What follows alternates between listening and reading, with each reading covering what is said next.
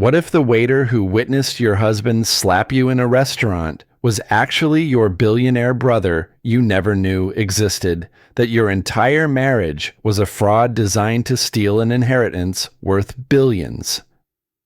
This is Sarah Daniels' story, whose perfect life shattered with one public slap that exposed a criminal conspiracy involving organized crime and a family legacy she never knew existed. But here's the incredible part. Sarah fought back by live streaming her baby's birth while confronting her would-be killers, turning her most vulnerable moment into the weapon that saved her life.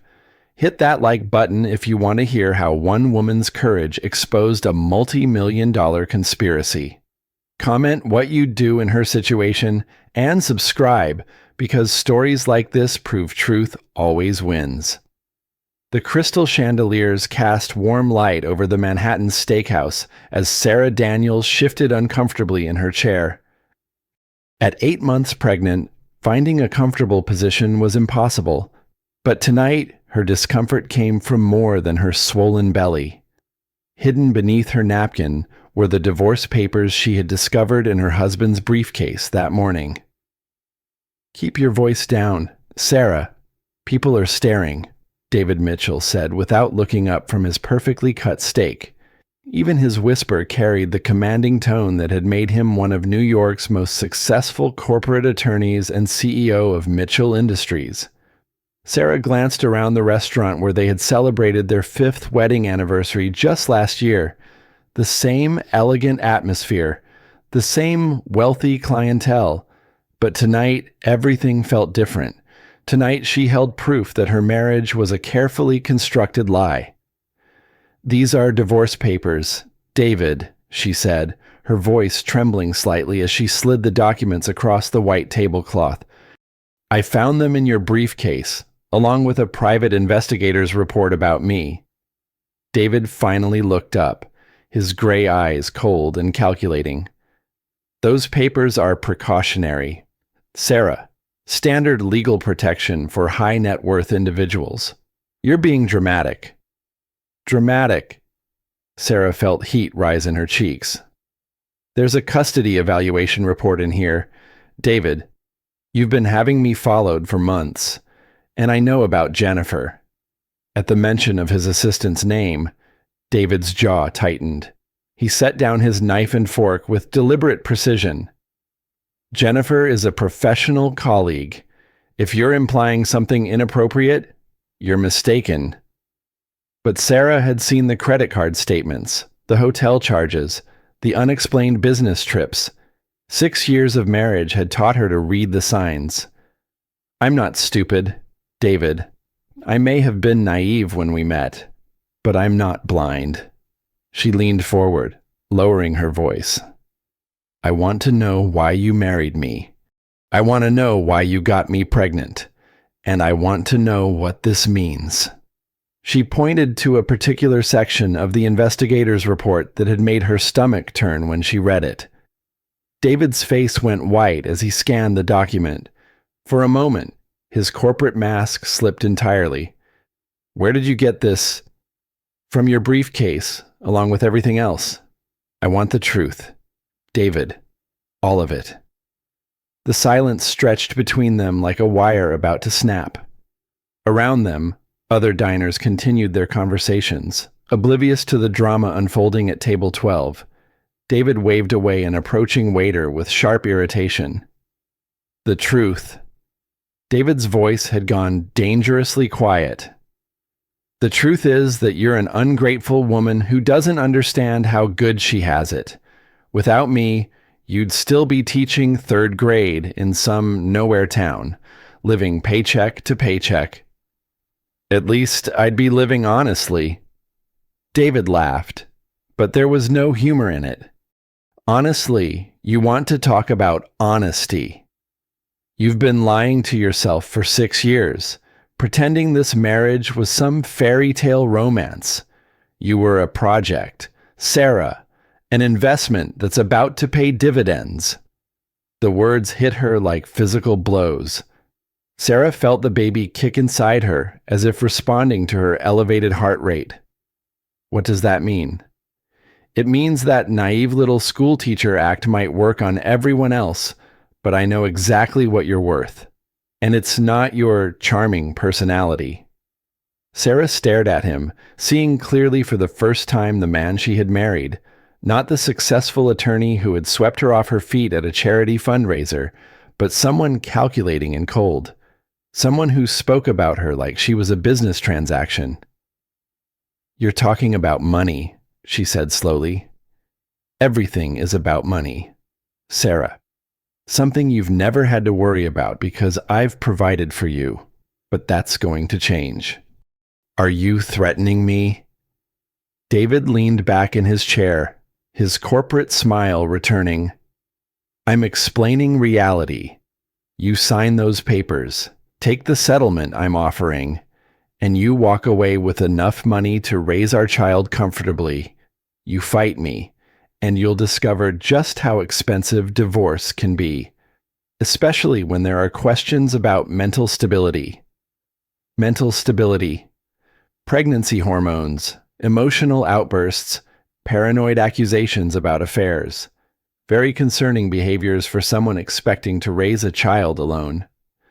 The threat hung in the air between them. Sarah realized this wasn't just about divorce. This was about custody, about control, about ensuring she could never escape or expose whatever game he had been playing. "You can't do this. I can do whatever I need to do to protect my interests. And right now, my interests include making sure our child grows up understanding proper values." Sarah felt something cold settle in her chest. She looked down at the documents again, her mind racing. "The investigator's report mentions my mother's maiden name. Why would you need to know that?" David's confidence flickered for just a moment. "Standard background verification. We dated for 2 years before we got married. You met my family. Why would you need to investigate my mother's family?" "You're overthinking this. My mother died when I was 17. Her family wasn't part of my life. Why would you care about the Blackstone name?" At the mention of Blackstone, David went completely still. Sarah watched his face, seeing fear replace calculation for the first time in their marriage. "David, what is the Blackstone name to you?" Instead of answering, he reached across the table and grabbed her wrist, his grip tight enough to bruise. "Listen to me very carefully. Sarah, there are things about your family that you don't understand, things that are better left buried. You're hurting me. I'm trying to protect you from making a mistake you can't undo." Sarah tried to pull her wrist free, but his grip tightened. She looked around the restaurant, hoping to catch someone's attention, but David's body blocked her from view of most other diners. "Let go of me, David. Not until you promise me you'll stop digging into things that don't concern you." "No, my family concerns me. Your family is me and our baby. Nothing else matters." Sarah felt a surge of anger unlike anything she had ever experienced. All the years of subtle criticism, of being made to feel small and grateful, of having her opinions dismissed as emotional or naive, crystallized into a moment of perfect clarity. "My family is not you," she said, her voice carrying across the restaurant. "And I'm not your property." The slap came so fast she didn't see it coming. The crack echoed through the dining room like a gunshot, and suddenly every conversation stopped. Sarah's cheek burned, and she tasted blood where her teeth had cut her lip. The silence stretched for what felt like hours, but was probably only seconds. Then the whispers started, and Sarah realized that her life had just changed forever in the most public way possible. "Ma'am, are you all right?" Sarah looked up to see a waiter standing beside their table, his face pale with concern. He was tall, probably in his late 30s, with dark hair and striking green eyes that seemed oddly familiar. His voice carried a warmth that made her want to cry. "I'm fine," she managed, though she was clearly not fine. The waiter looked at David with barely concealed disgust. Sir, I'm going to have to ask you to leave. This is a private matter, David snapped, but his voice lacked its usual authority. Not anymore. It isn't. The waiter's tone was calm, but unmistakably firm. Security is already on the way. You can leave on your own, or they can escort you out. David looked around the restaurant, finally realizing that every eye was on him. His corporate image, so carefully cultivated over decades, was crumbling in real time. "This isn't over, Sarah," he said as he stood up. "You have no idea what you're getting yourself into." He threw his napkin on the table and stalked toward the exit, leaving Sarah alone with the curious stares of 50 strangers and a waiter whose presence felt strangely comforting. "Can I get you some ice for your cheek?" the waiter asked gently. Sarah nodded, not trusting her voice. As he walked away, she noticed something about his stride, something confident yet careful, like someone who had learned to move through the world with purpose but without attracting unwanted attention. When he returned with a cloth-wrapped ice pack, he sat down in David's abandoned chair without asking permission. "I know this is presumptuous," he said, "but you shouldn't be alone right now. And you definitely shouldn't drive." "I'll call a cab," Sarah said, accepting the ice pack gratefully. "What's your name?" "Sarah Daniels." She paused. "Well, Sarah Wheeler Daniels, I suppose. I'm not sure what my name is anymore." Something flickered across the waiter's face at the mention of Wheeler. "Wheeler," he repeated slowly. "From Alabama." Sarah looked at him sharply. "How did you know that? Your accent and—" He hesitated, studying her face in a way that made her uncomfortable. "This might sound strange, but did you ever live in Birmingham?" Now Sarah was truly unsettled. "Who are you?" instead of answering directly. He reached into his jacket and pulled out a business card. Sarah stared at it, her world tilting sideways. Blackstone Industries, Marcus Blackstone, Chief Executive Officer. The name hit her like a physical blow. Blackstone, the same name that had been in David's investigation report, the same name that had made him go white with fear. "I don't understand," Sarah whispered. Marcus Blackstone looked at her with those familiar green eyes, and when he spoke, his voice was gentle but certain. "I think you do, Sarah. I think you've always known something was missing. I think you've spent your whole life feeling like a piece of you was somewhere else." Sarah stared at this man who claimed to be a CEO but had been serving her dinner, who knew her hometown and her mother's maiden name, who looked at her like he had been searching for her his entire life. "Who are you?" she asked again. "I'm your brother," Marcus said simply, "and I've been looking for you for 20 years. The restaurant around them seemed to fade into background noise. Sarah felt the baby kick, as if responding to her shock. She looked down at the business card in her trembling hands, then back at the man claiming to be her brother. "That's impossible," she whispered. "I don't have a brother." "You do," Marcus said softly. "We were separated when you were 12. Our mother took you and ran, leaving me behind to protect you from our father. My father died when I was young. My stepfather Tom raised me." Marcus nodded. "Tom Wheeler is a good man.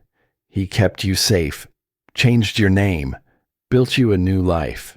But your biological father, our father, is Victor Blackstone, and he's very much alive." Sarah felt dizzy. The ice pack slipped from her numb fingers. "This is crazy. This morning I thought I was dealing with an unfaithful husband. Now you're telling me I have a brother I never knew about. And that your husband knew about me," Marcus added grimly. "The question is how and why he was so afraid when you mentioned the Blackstone name." Sarah thought about David's reaction, his sudden fear, his desperate grab for her wrist, He said there were things about my family that I didn't understand, things better left buried. Marcus's expression darkened. David Mitchell has been investigating our family for months. I've been tracking his inquiries through my security team. What I couldn't understand was why. Until tonight. Why what? Why he married you. Marcus leaned forward, his voice dropping to a whisper. Sarah, I think your husband has been playing a very long game, and I think we both just became his targets. Around them, the restaurant was slowly returning to normal, but Sarah felt like she was still trapped in a nightmare. Everything she thought she knew about her life was crumbling, and the man claiming to be her brother was suggesting that her marriage had been part of some larger conspiracy. I need to go home, she said suddenly. I need to think. You can't go home, Marcus said firmly. If David knows about our connection, if he's been planning this for as long as I suspect, then your apartment isn't safe. Safe from what? Marcus pulled out his phone and showed her a photograph David outside a building she didn't recognize, talking to two men in expensive suits. This was taken 3 days ago. Those men work for people who have been looking for our family for a very long time. People who don't ask polite questions. Sarah felt the baby kick again. Harder this time. The magnitude of what was happening began to sink in. What do you want me to do? I want you to trust me, Marcus said. I want you to let me take you somewhere safe while we figure out what David's real plan is. And I want you to know that you're not alone anymore. Sarah looked into his green eyes that looked so much like her own and made a decision that would change everything.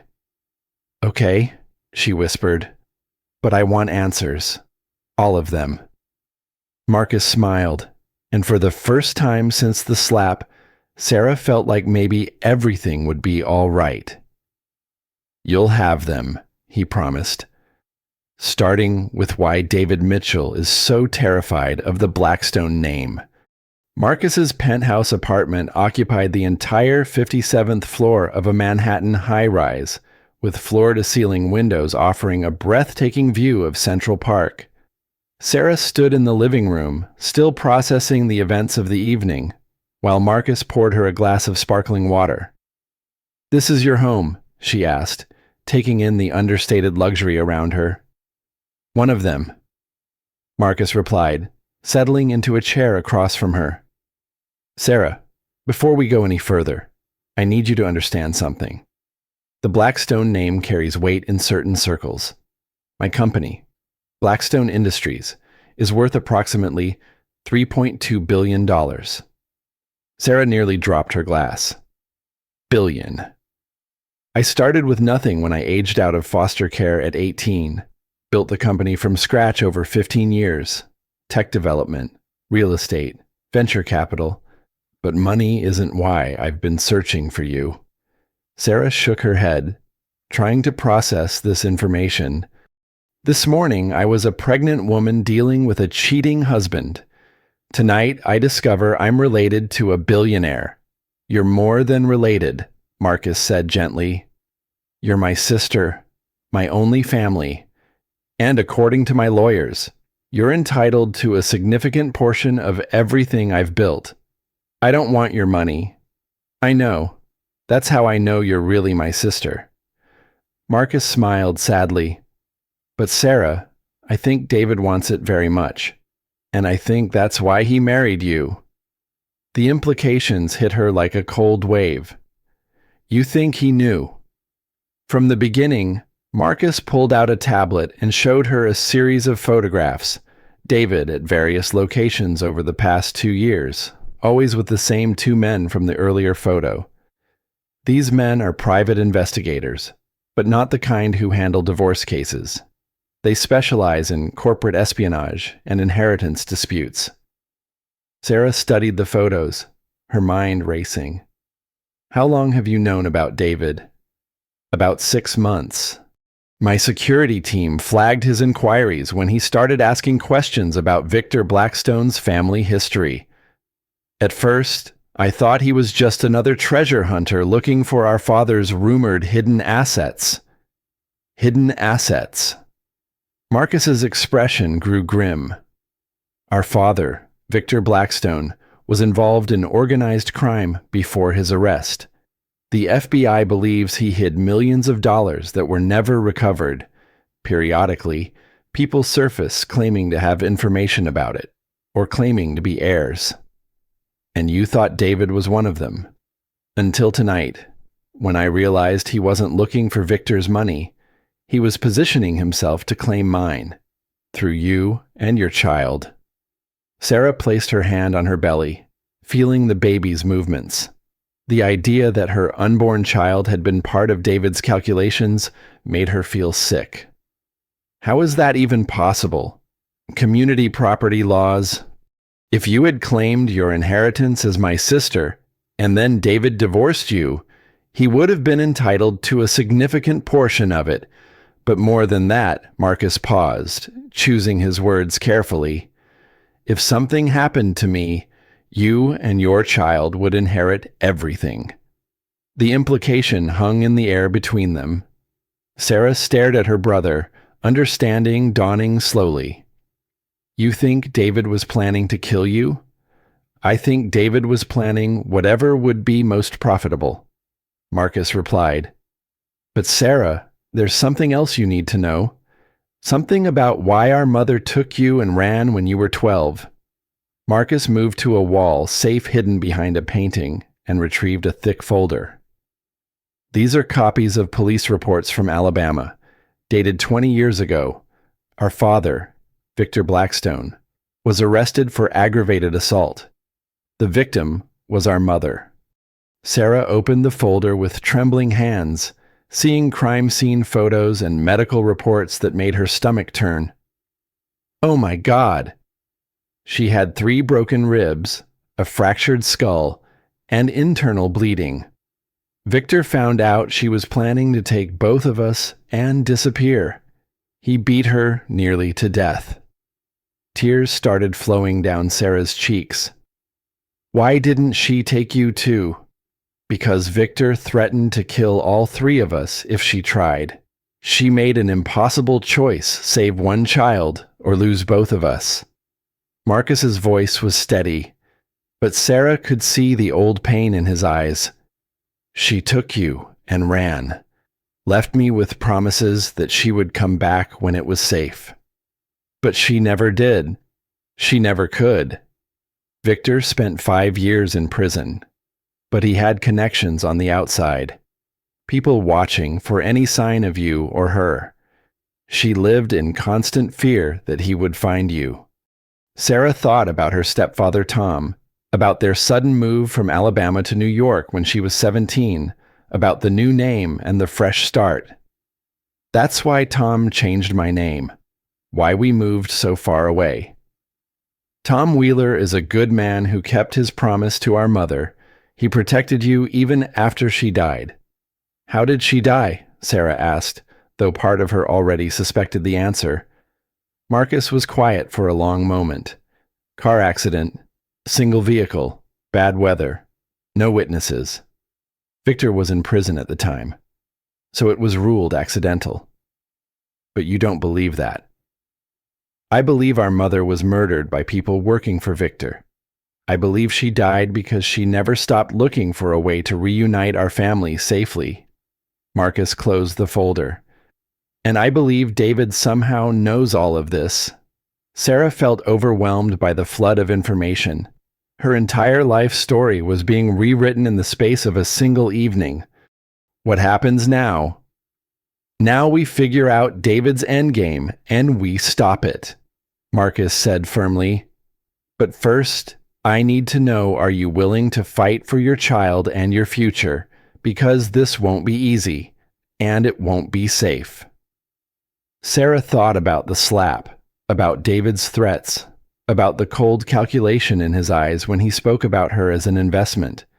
She thought about her unborn daughter and the kind of world she wanted to bring her into.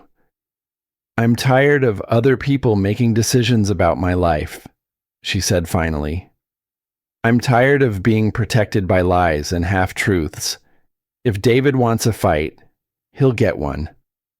Marcus smiled, and Sarah saw something fierce and determined in his expression. "Good, because tomorrow we start fighting back." "How?" "By giving David exactly what he's afraid of most, the truth. All of it.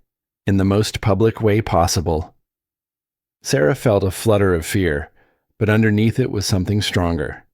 For the first time in her adult life, she wasn't facing her problems alone. "What do you need me to do?" "I need you to trust me, and I need you to be ready to tell your story to the world, because once we start this, there's no going back." Sarah placed her hand on her belly again, feeling her daughter's strong kicks. "There's already no going back. David made sure of that when he slapped me in front of 50 witnesses. Then tomorrow, we make sure the whole world knows what kind of man David Mitchell really is." As Sarah looked out at the glittering city lights, she realized that for the first time in years, she felt truly hopeful about the future. Sarah woke the next morning in Marcus's guest room to the sound of her phone buzzing insistently. The caller ID showed David's office number, but when she answered, it wasn't David's voice she heard. "Mrs. Mitchell. This is Jennifer Walsh, Mr. Mitchell's assistant. He asked me to call and arrange a meeting with you this afternoon to discuss the unfortunate incident last night." Sarah sat up in bed, immediately alert. "Unfortunate incident. Mr. Mitchell is very concerned about your well-being. Given your condition and the stress you've been under, he's arranged for Dr. Peterson to conduct a wellness evaluation." "Stop right there," Sarah interrupted. "I'm not meeting with David, and I'm certainly not submitting to any evaluation." There was a pause. "Mrs. Mitchell, I'm afraid this isn't optional. Mr. Mitchell has filed an emergency petition with the family court expressing concerns about your mental stability and the safety of your unborn child.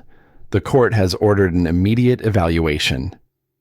Sarah's blood ran cold. "What?" "A court officer will be at your apartment at 2 p.m. today to escort you to Dr. Peterson's office. Failure to comply will result in a contempt citation and potential custody intervention." The line went dead. Sarah stared at her phone, her hands shaking. David had moved faster than they'd anticipated. Marcus appeared in the doorway, already dressed in an expensive suit. "I heard raised voices. What happened?"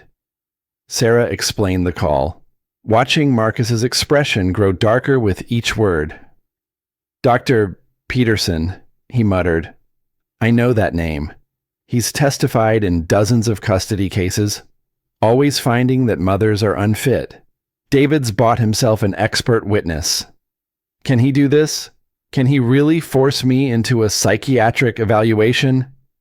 If he's convinced a judge that you're having a mental health crisis, yes. Emergency custody provisions allow for immediate intervention." Marcus was already on his phone. "But we're not going to let that happen. How can we stop it?" "The court ordered it." Marcus smiled grimly. "Because David made one critical mistake. He assumed you'd be at your apartment. You want me to run. I want you to disappear until we can fight this properly. But Sarah, you need to understand once we do this, we're declaring war on David and everyone working with him." Sarah thought about the alternative. Submitting to David's evaluation, having her sanity questioned, potentially losing custody of her unborn child. "I'm already at war. I just didn't know it until last night." Marcus nodded approvingly. "Then let's go win it." 2 hours later, Sarah sat in the office of Marcus's attorney, a sharp-eyed woman named Patricia Hayes who specialized in high-stakes family law. "David's filing is impressive in its thoroughness," Patricia said, spreading documents across her conference table. "He's documented alleged mood swings, paranoid behavior, and what he calls increasingly erratic decision-making over the past 6 months. Sarah scanned the papers, seeing her life twisted into evidence of mental instability. Half of these incidents never happened, and the other half can be explained by normal pregnancy symptoms and reasonable responses to being gaslit by an abusive husband. Patricia replied, "But David's framed them cleverly. Look at this." She pointed to a section describing Sarah's obsession with investigating David's activities, her paranoid accusations about his fidelity, and her sudden abandonment of normal routines. "He's made my discovery of his affair sound like a delusion." Sarah realized. "Exactly. And the timing is crucial. He filed this immediately after your public confrontation, framing your reaction to being slapped as evidence of instability rather than a normal response to abuse." Marcus leaned forward. "What are our options?" "Legally, we fight it in court, which could take weeks or months. By then, David could have convinced a judge that Sarah needs extended psychiatric treatment." "And illegally?" Patricia raised an eyebrow. "I didn't hear that question, and I'm definitely not going to answer it." Sarah felt trapped. Every option seemed to play into David's hands. "There has to be something we can do." Patricia exchanged a look with Marcus. "There is one approach that might work, but it's risky. Instead of defending against David's charges, we go on offense." "How?" "We expose his real motives. If we can prove that David's custody petition is part of a larger scheme to defraud you and Marcus, the court will dismiss his case and likely order an investigation into his conduct." Sarah felt a spark of hope. "What would that require?" "Evidence. Lots of it. And we'd need to present it in a way that makes David's psychiatric claims look like desperate deflection." Marcus pulled out his phone. "I may have something. My security team has been monitoring David's activities for months. They've documented meetings, phone calls, financial transactions. That could be helpful, but we need more. We need to understand David's endgame." Patricia tapped her pen thoughtfully. "Sarah, has David ever mentioned Victor Blackstone directly?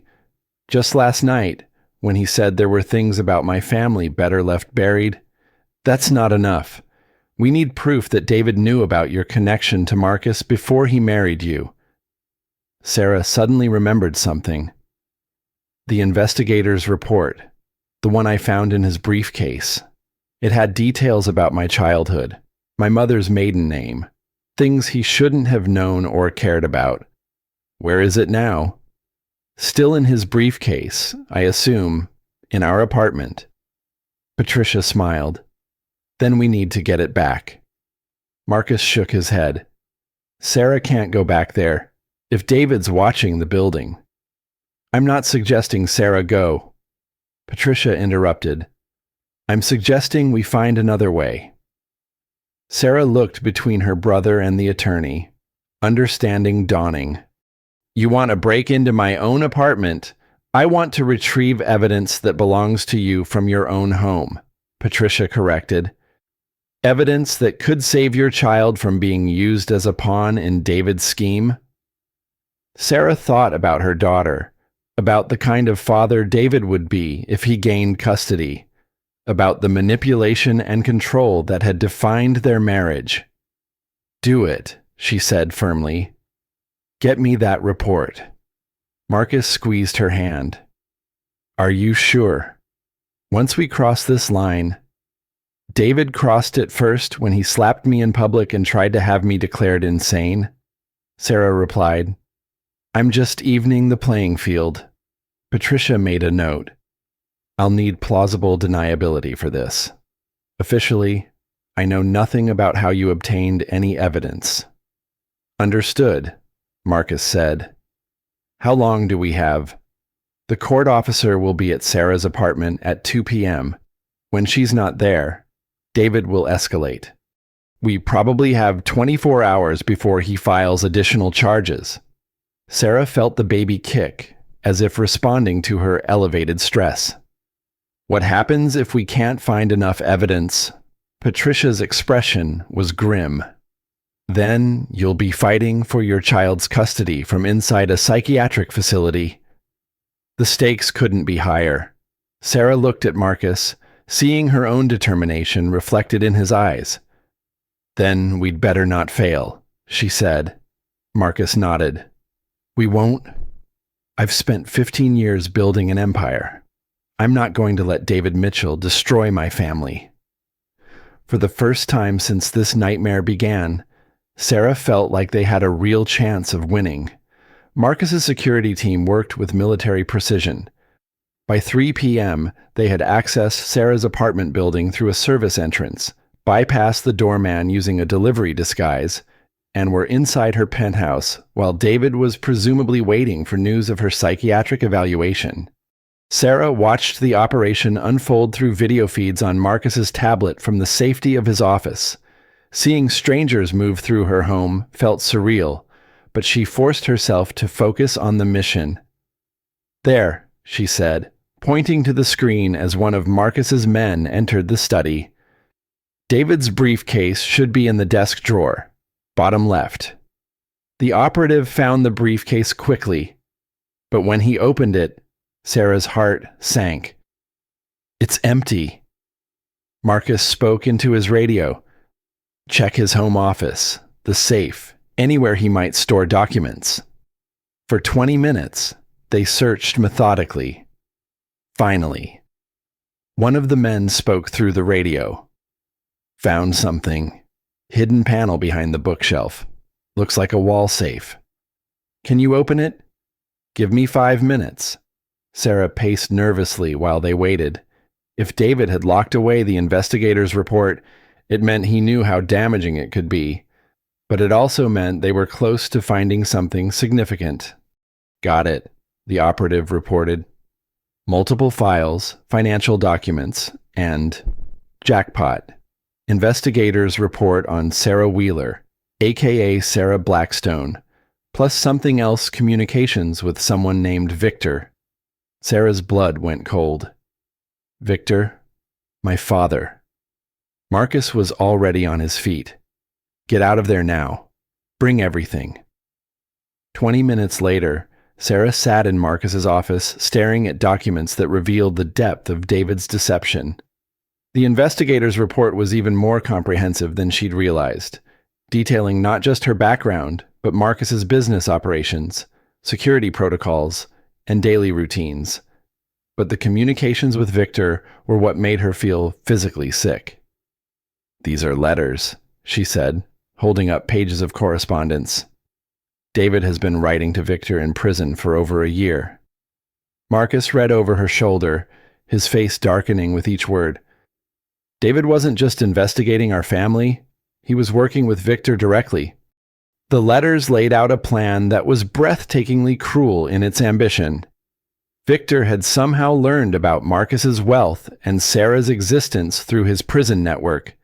He'd reached out to David, offering information about the Blackstone family in exchange for a partnership. Look at this, Sarah said, pointing to one particular letter. Victor told David that I was the key to accessing Marcus's fortune, but that I had to be isolated first, made dependent. Marcus read the passage aloud. The girl has always been weak-willed and trusting. Gain her complete dependence through marriage and pregnancy. Then eliminate any external support systems. Once she's isolated, she'll sign whatever documents are necessary to access her brother's assets. Sarah felt nauseous. I was never David's wife. I was his mark. It gets worse, Marcus said, continuing to read. Victor suggests that once David gains control of your inheritance, an unfortunate accident during childbirth would eliminate any complications while leaving David as the child's sole guardian. The words hit Sarah like a physical blow. David hadn't just been planning to steal her inheritance, he'd been planning to kill her. We have to take this to the police, she said. We will, but first we need to understand the full scope of the conspiracy. Marcus pulled out another document. Look at this financial record, David has been making regular payments to someone named Elena Vasquez for 18 months. Sarah frowned. I don't know anyone by that name. Marcus was already typing on his computer. Elena Vasquez is a private investigator specializing in inheritance disputes, but according to this, she's been investigating me, not you. What kind of investigation? My business practices, my security measures, my daily routines. Sarah, they've been planning this for years. The investigation into your background was just phase 1. Sarah realized she was shaking. Phase 1 of what? Marcus pulled up more files on his computer. According to these payments, Elena has been gathering intelligence on my company's vulnerabilities, my personal security, even the layout of this building. They were planning to kill you too. It looks that way. With both of us dead, your child would inherit everything as the last living Blackstone, and David would control that inheritance as the child's guardian. The scope of the plan was staggering. Sarah sat back in her chair, trying to process the idea that her marriage, her pregnancy, even her daughter's future had all been calculated moves in someone else's game. How long do you think they've been watching us? She asked. Marcus checked the timestamps on the documents. The earliest communication between David and Victor is dated 14 months ago, but some of these surveillance reports go back even further. That's before I got pregnant, before we even started trying. Sarah, Marcus said gently, I think your pregnancy was always part of their plan. They needed an heir to justify David's eventual claim to the Blackstone fortune. The implication made her feel physically ill. She rushed to the bathroom and was sick, her body rejecting the terrible knowledge she'd just acquired. When she emerged, Marcus was on the phone with someone, speaking in low, urgent tones. He hung up as she approached. That was FBI agent Patricia Collins. She specializes in organized crime families. She's been investigating Victor Blackstone's prison activities for years. You called the FBI. I called someone who can help us make sure David and Victor never hurt anyone again. Marcus helped her to a chair. Agent Collins is coming here tonight. She says Victor's been running a criminal organization from inside prison, and David's payments to Elena may be connected to other crimes they've been investigating. Sarah felt overwhelmed. This is so much bigger than I thought. It is. But Sarah, that also means we have more resources to fight it. The FBI has been building a case against Victor for years. Our evidence could be the key to bringing down his entire organization. What about the custody case, David's psychiatric evaluation order? Marcus smiled grimly. Once the FBI sees these communications, David's going to have much bigger problems than a custody dispute. Conspiracy to commit murder tends to overshadow family court proceedings.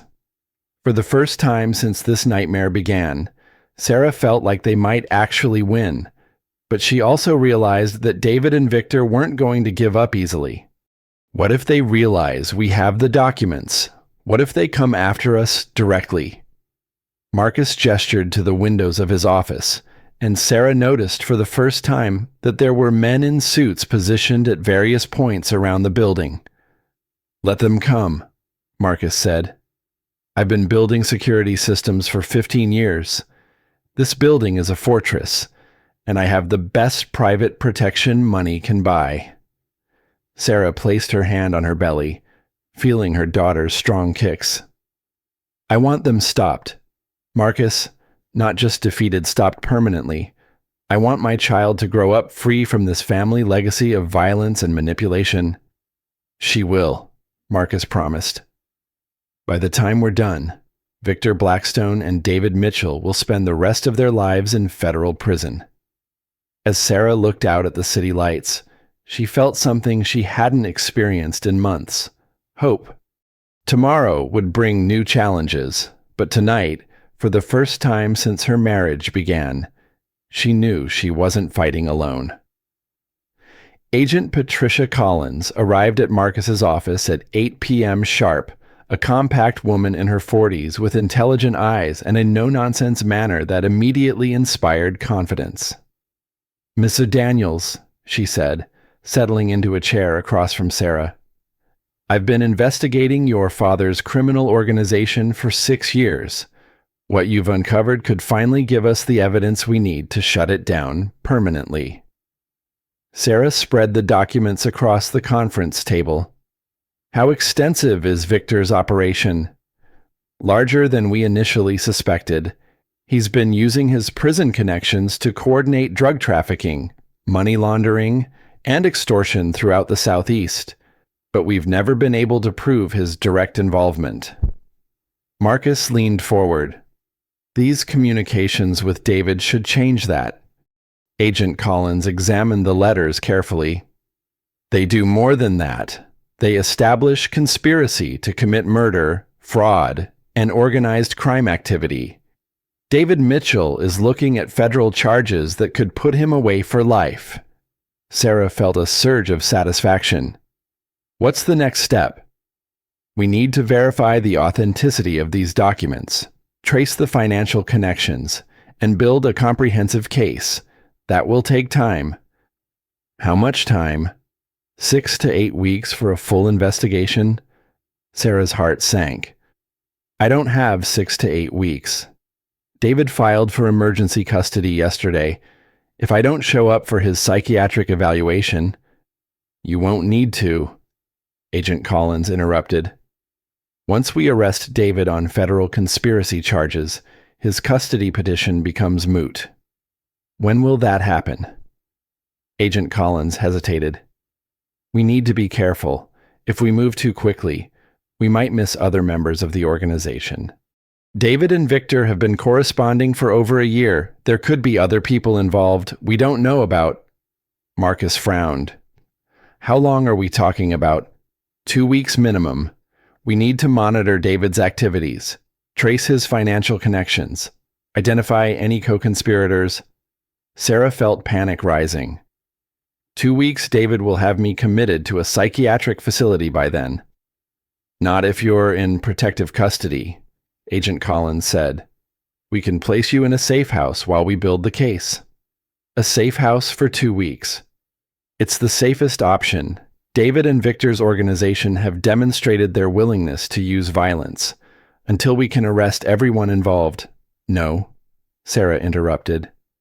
"I'm not hiding for 2 weeks while other people handle my life. I'm 8 months pregnant. I need to see my doctor, prepare for my baby's birth, live my life." Agent Collins looked sympathetic but firm. "Ms. Daniels, these people have been planning to murder you. Your safety has to be the priority." Sarah looked at Marcus, seeing her own frustration reflected in his eyes. After feeling hopeful for the first time in days, they were being asked to wait again, to hide again, to let other people make decisions about their lives.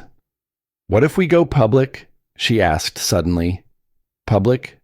What if I hold a press conference, tell my story, expose David's plan? If everything is out in the open?"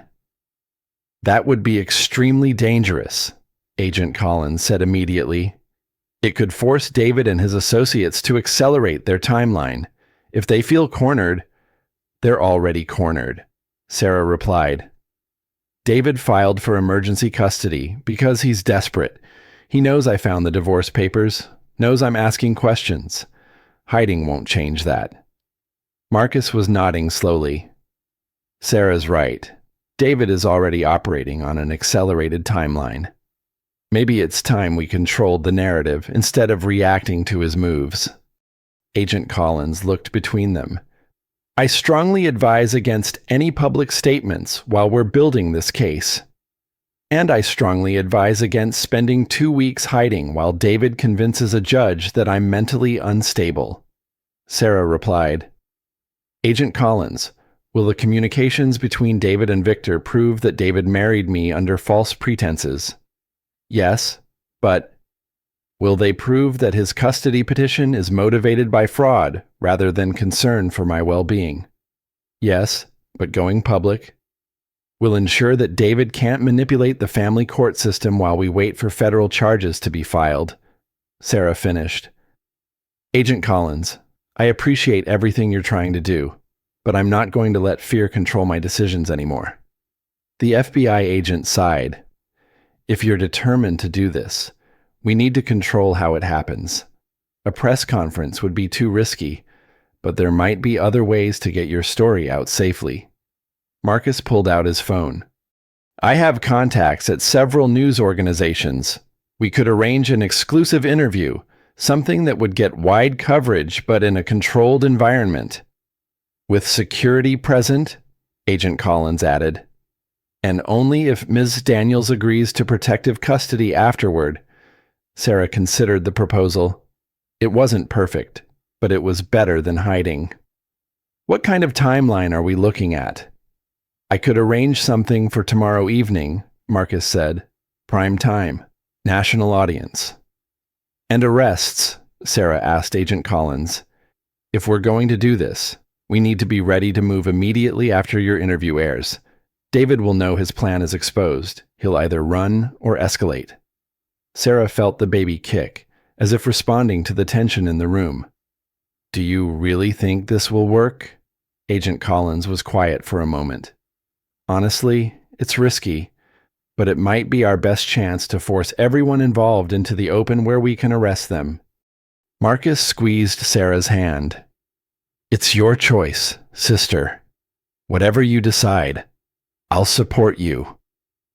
Sarah thought about David's slap, about his cold calculation when he spoke about her as an investment, about the letters planning her murder. She thought about her unborn daughter and the kind of world she wanted to bring her into. Let's do it, she said firmly. Let's tell the world exactly what kind of man David Mitchell is. Agent Collins nodded reluctantly. Then we'd better make sure we're ready for whatever comes next. As they began planning Sarah's public revelation, none of them realized that David had been monitoring Marcus's building through Elena Vasquez's surveillance network. By morning, he would know that his documents had been discovered, and he would be ready to escalate in ways none of them anticipated. The interview was scheduled for 8 p.m. the following evening, but by noon, Sarah knew something had gone wrong.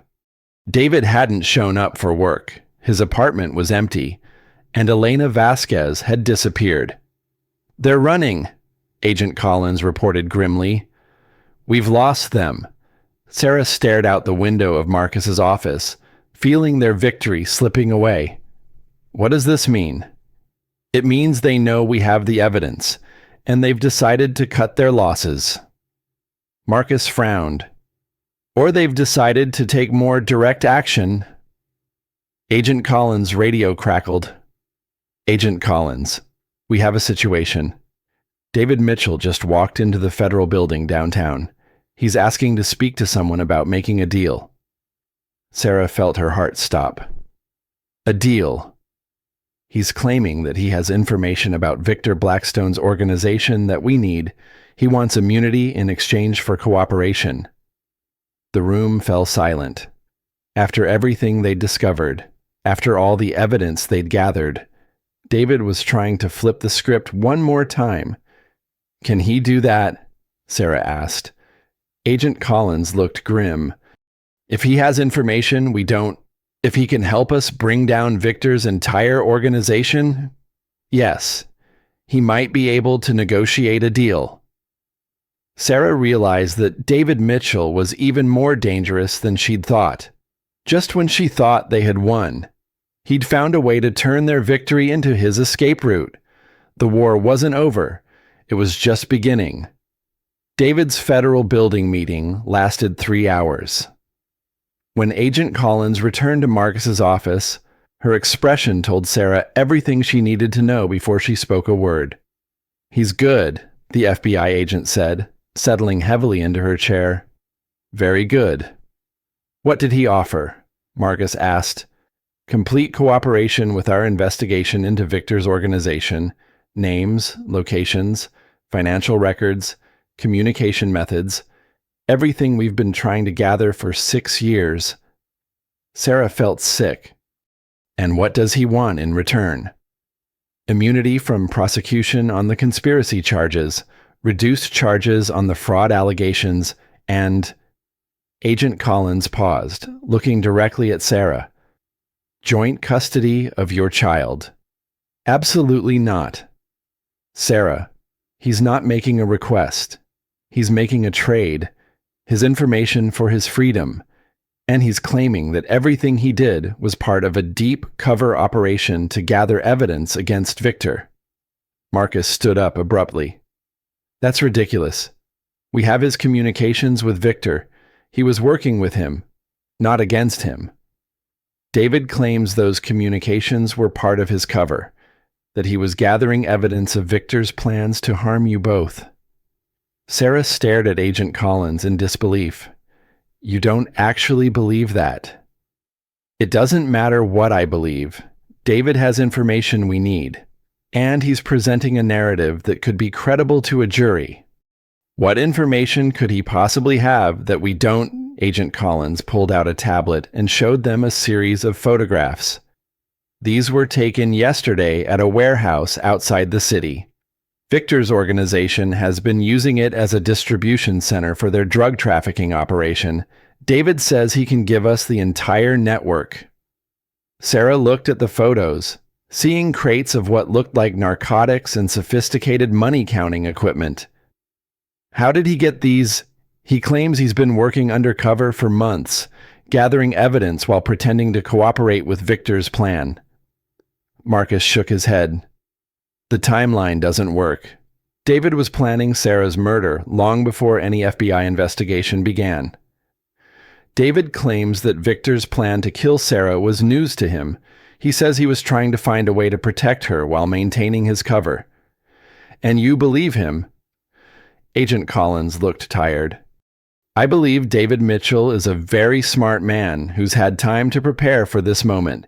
He's offering us the biggest organized crime bust of the decade in exchange for walking away from charges that might not stick anyway. Sarah felt the room spinning. Might not stick.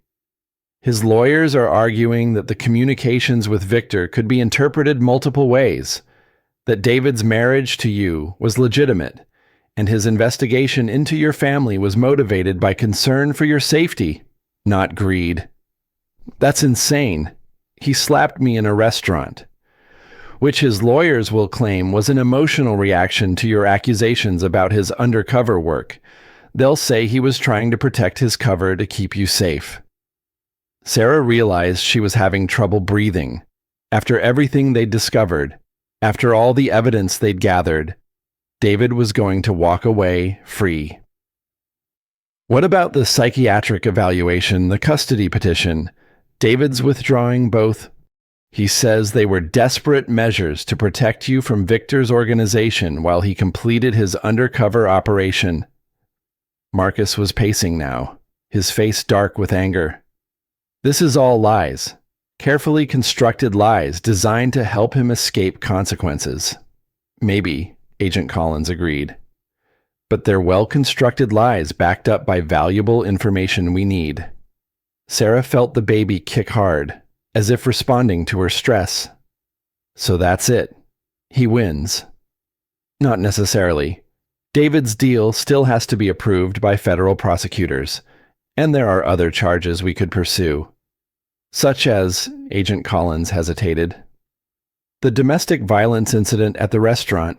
New York takes spousal abuse seriously, especially when it involves pregnant women. Sarah felt a flicker of hope. Would that be enough to keep him from getting custody? It would certainly help. But Sarah, I need you to understand David's cooperation with our investigation means he's going to have federal protection. That makes pursuing state charges more complicated. So he gets away with everything. Not everything. Even with a deal, he's looking at probation, community service, possibly some jail time on the fraud charges, and he'll never practice law again. Sarah laughed bitterly. Probation for planning my murder. For planning fraud. We can't prove he intended to kill you. His lawyers will argue that was Victor's plan, not his. Marcus stopped pacing and looked directly at Agent Collins. What would happen if we went public with the story anyway, even with David's deal? You could damage our case against Victor's organization. If David's cooperation is compromised, we might lose our chance to shut down a major criminal network. Sarah understood the impossible choice she was facing. Allow David to escape meaningful consequences for his crimes, or risk letting Victor's organization continue operating. How do I know that David will actually follow through on his cooperation? You don't, but if he doesn't, his deal is void, and we prosecute him for everything. Sarah placed her hand on her belly, feeling her daughter's movements. I need time to think about this. How much time? 24 hours. I want to talk to my own lawyer, understand my options. Agent Collins nodded. That's reasonable. But Sarah, while you're deciding, I need you to stay somewhere safe. David may have federal protection, but that doesn't mean everyone in Victor's organization does. As Agent Collins left, Sarah felt more alone than she had since this nightmare began. Even with Marcus's support, even with federal protection, David had found a way to turn his crimes into an advantage. What are you thinking? Marcus asked quietly. I'm thinking that David's smarter than both of us gave him credit for, Sarah replied. And I'm thinking that maybe it's time to stop playing by everyone else's rules. Marcus raised an eyebrow. What does that mean?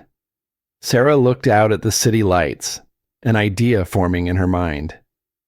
It means that maybe there's more than one way to make sure David Mitchell gets what he deserves. Sarah. Marcus, what would happen to David's federal deal if he was proven to be lying about his motives? His immunity would be revoked and he'd face full prosecution. Sarah smiled for the first time in days. Then maybe it's time we found some evidence that proves he's lying. Marcus studied his sister's face, seeing something determined and dangerous there. What are you planning? I'm planning to remind David Mitchell that he's not the only one who can play a long game. As they began to plan their counterattack, neither of them noticed the surveillance van parked across the street, or the camera trained on Marcus's office windows. Elena Vasquez was still working, and she had just captured footage that would change everything.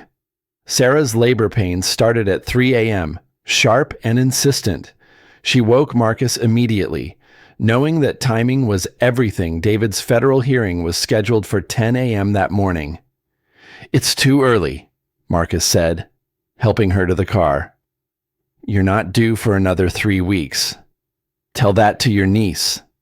Sarah gasped as another contraction hit. She's got her own timeline. At the hospital, Dr. Elizabeth Chen confirmed that Sarah was in active labor. Your daughter decided she's ready to meet the world, she said with a smile. Everything looks good, but we're looking at several hours of labor. Sarah gripped Marcus's hand as another wave of pain hit. Between contractions, she managed to voice what they were both thinking. David's hearing. Forget the hearing, Marcus said firmly. This is more important. But Sarah had already pulled out her phone. Agent Collins, it's Sarah. I'm in labor, and I need to know if David's deal goes through this morning. What happens to the custody arrangement? Agent Collins' voice was strained. Sarah, you should focus on having your baby. We can deal with what happens to custody, Sarah repeated. With his cooperation agreement, David will likely get joint custody unless you can prove he's an unfit parent. Sarah closed her eyes, making a decision that would change everything. Agent Collins, I want you to know that I'm live streaming my daughter's birth. You're what? I'm going live on social media. If David Mitchell wants joint custody of my child, The world can watch him try to claim it while I'm giving birth. Marcus stared at his sister. Sarah, are you sure about this? I'm sure that I'm tired of fighting David in closed courtrooms and federal buildings where he can manipulate the narrative. Sarah was already setting up her phone's live stream function. It's time for the public to see exactly who David Mitchell really is. Agent Collins's voice came through the speaker. Sarah, this could be dangerous. If David realizes what you're doing, then he'll have to make a choice. Maintain his cover story about being a concerned husband, or reveal his true character in front of thousands of witnesses. Dr. Chen looked concerned. Ms. Daniels, are you sure you want to broadcast such a private moment? Nothing about my life has been private since David slapped me in that restaurant, Sarah replied. If he wants to be part of my daughter's life, he can explain to the world why he deserves it. She activated the live stream and immediately saw viewers beginning to join. Word was spreading quickly through social media about the pregnant woman who was broadcasting her labor while fighting for custody of her unborn child. Hello, she said to the camera between contractions. My name is Sarah Daniels, and I'm about to give birth to my daughter. But before she arrives, I want you to know why I'm sharing this moment with you.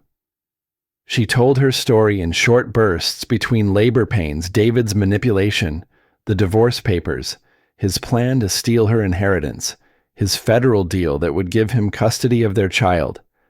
With each detail, more viewers joined the stream.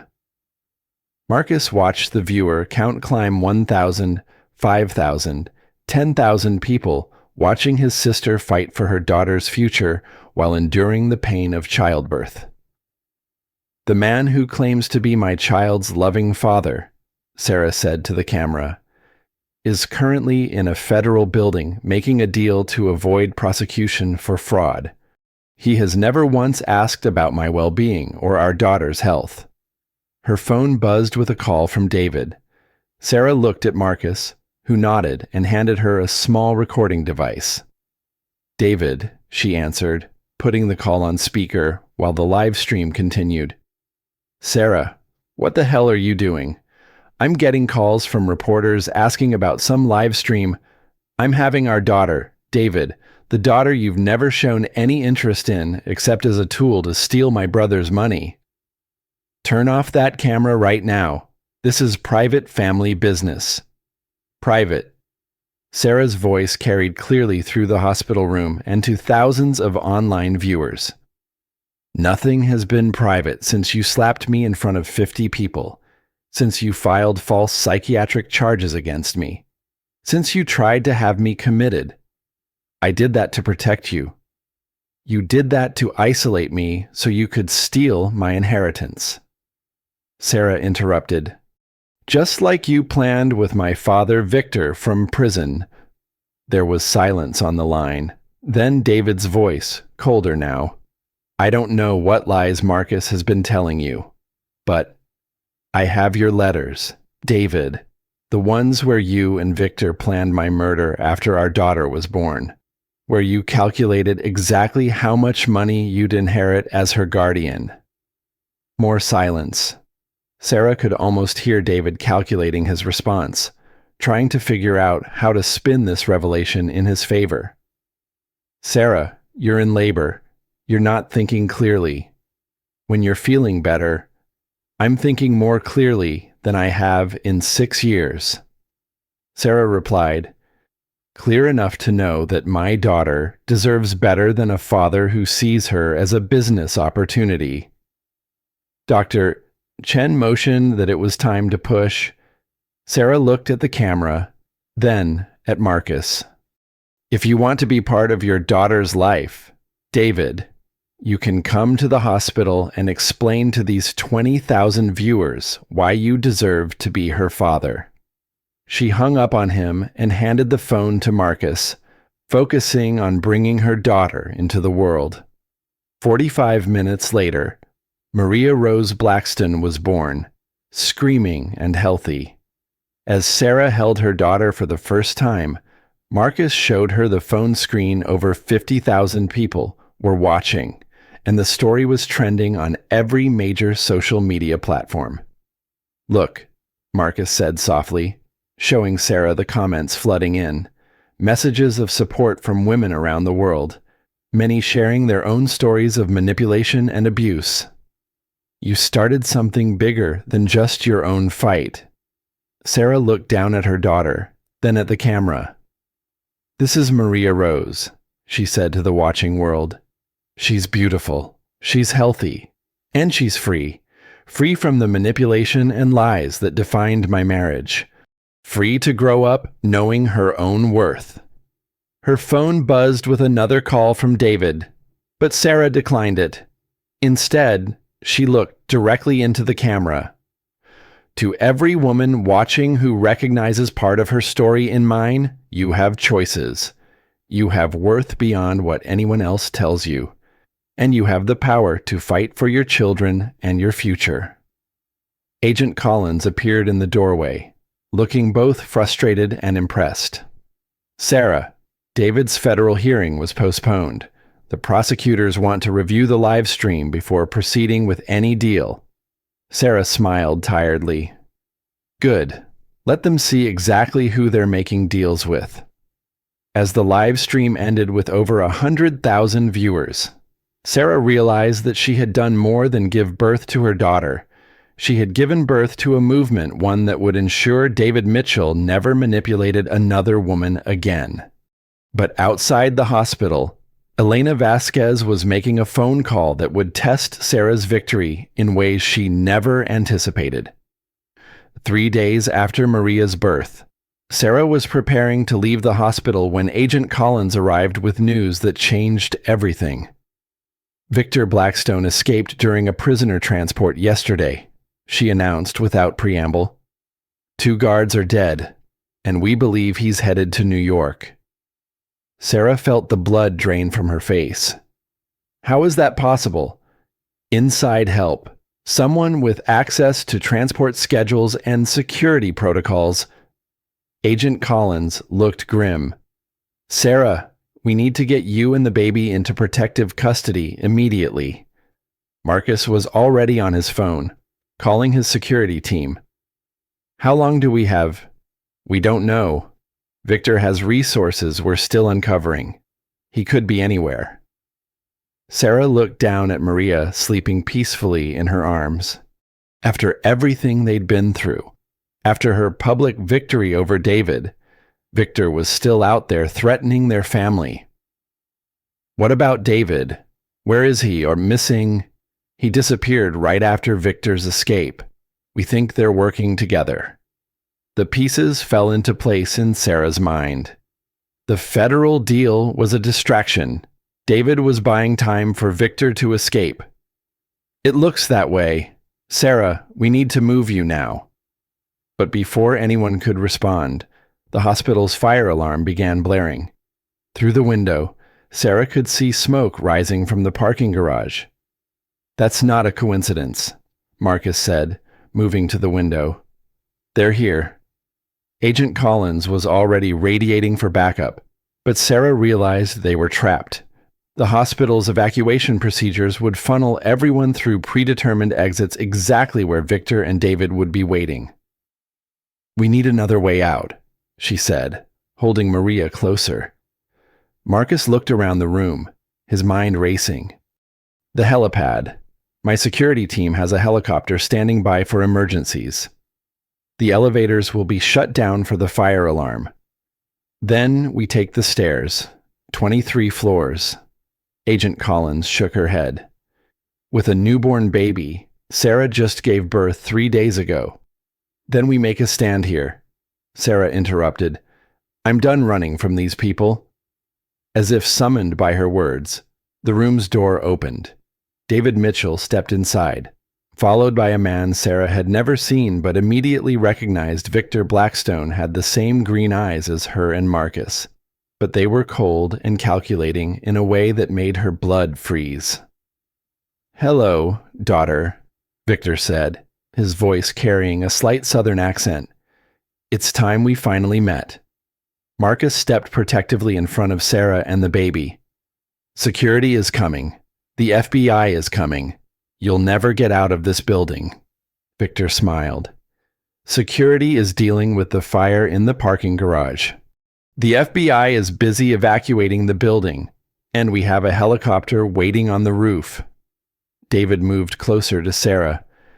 Give me my daughter. Sarah, it doesn't have to end badly for anyone. Sarah clutched Maria tighter. She's not your daughter. A real father doesn't plan his child's mother's murder. I never planned to hurt you. Stop lying. Sarah's voice was strong despite her fear. I have your letters, David. The world has seen them. Everyone knows what you are. Victor laughed. The world has a very short memory, my dear. In 6 months, no one will remember your little live stream, but they will remember the tragic accident that claimed the lives of my daughter and her brother. Agent Collins had been quietly speaking into her radio, and now she drew her weapon. Victor Blackstone, you're under arrest for murder, conspiracy, and federal racketeering. Victor didn't seem concerned. Agent Collins, I presume I'm afraid you're outnumbered. 2 more men entered the room, both armed. Sarah realized that Victor had been planning this confrontation for days, maybe weeks. While they thought they were winning, he had been positioning his pieces for a final victory. What do you want? Marcus asked. What I've always wanted, Victor replied. My family united. Sarah and the baby will come with me. You and Agent Collins will unfortunately not survive this reunion. Sarah felt Maria stirring in her arms and made a decision that surprised everyone, including herself.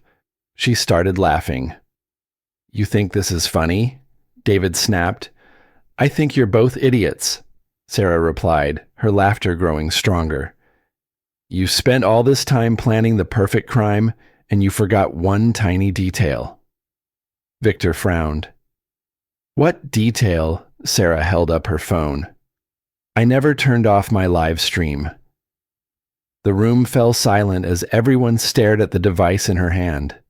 The screen showed thousands of viewers watching their confrontation in real time. Smile for the camera, Victor, Sarah said sweetly. You're about to become very famous. Victor's face went white as he realized the implications. Every word he'd spoken, every threat he'd made, was being broadcast live to an audience that was growing by the second. Turn it off, David hissed. I can't, Sarah replied.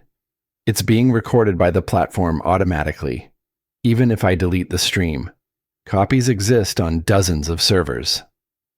Through the phone's speaker, they could hear sirens approaching the hospital. Agent Collins smiled grimly. That's the backup I called for. The building is surrounded. Victor looked around the room, his carefully planned escape falling apart. We still have hostages. You have witnesses, Sarah corrected. Thousands of them. Every person watching this stream can see exactly what you are. Every police officer and FBI agent responding to this scene knows your face and your location.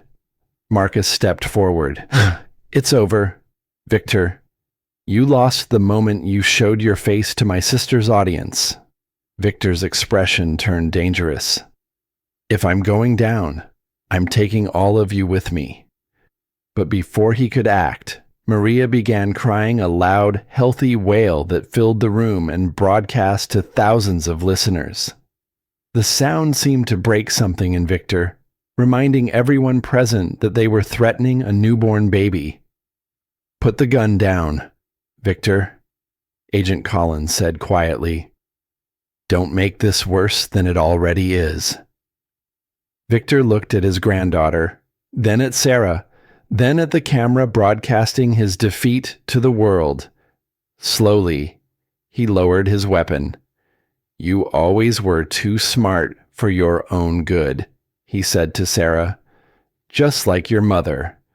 5 minutes later, Victor and David were in federal custody, and Sarah was holding her daughter while being interviewed by dozens of news outlets. The live stream had reached over 1 million viewers, and the story was trending worldwide. "How did you know to keep the camera running?" a reporter asked. Sarah looked down at Maria, then at Marcus. "I learned that sometimes the most powerful weapon against evil is truth. When you shine a light on darkness, it has nowhere to hide." As they finally left the hospital under heavy FBI protection, Sarah realized that her battle was truly over. Victor would spend the rest of his life in maximum security prison. David faced decades in federal custody. And most importantly, Maria would grow up free from the shadow of violence that had defined the Blackstone family for generations. 1 year later, Sarah stood in the conference room of the Maria Rose Foundation, looking out at 30 women who had traveled from across the country to share their stories.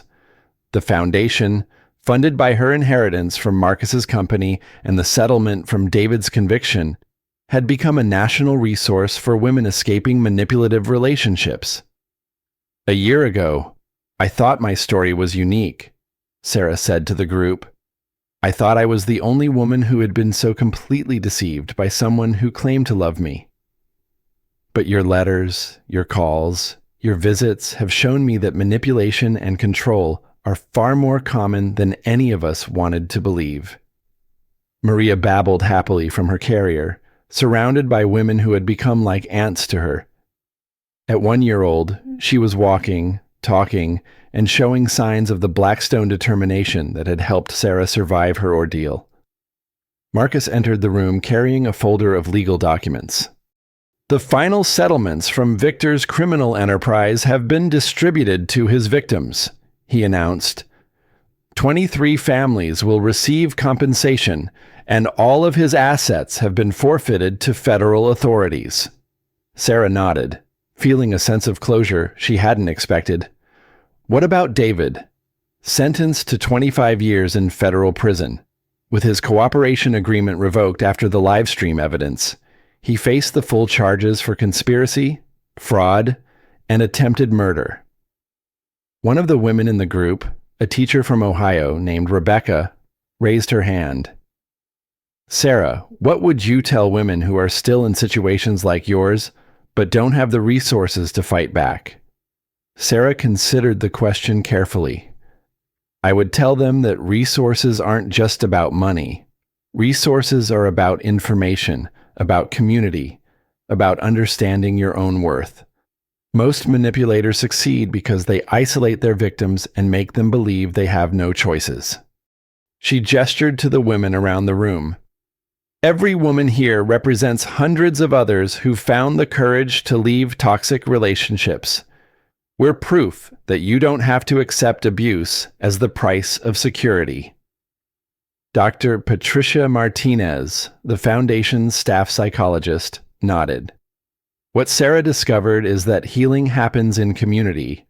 When women share their stories, they realize they're not alone and they're not crazy."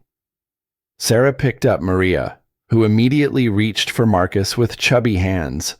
Watching her daughter's easy affection for her uncle, Sarah felt grateful for the family they'd built from the ruins of their childhood trauma. "The most important thing I learned," she continued, "is that family isn't just about blood relations. It's about people who show up consistently, who support your growth instead of trying to control it, who celebrate your victories without trying to take credit." Maria babbled something that sounded like "mama," and the room filled with warm laughter.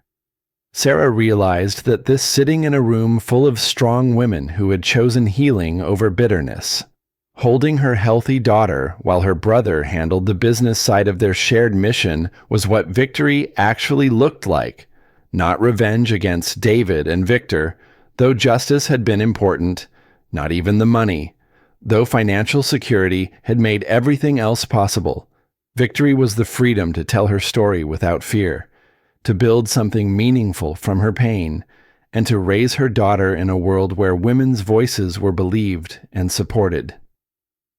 Before we end today's session, Sarah said, I want to read something that arrived this morning. She pulled out a letter from a woman in California whose husband had been emotionally manipulating her for 8 years. After seeing Sarah's story, she had found the courage to leave and was now rebuilding her life with her 3 children. She writes, watching your live stream didn't just save my sanity, it saved my life.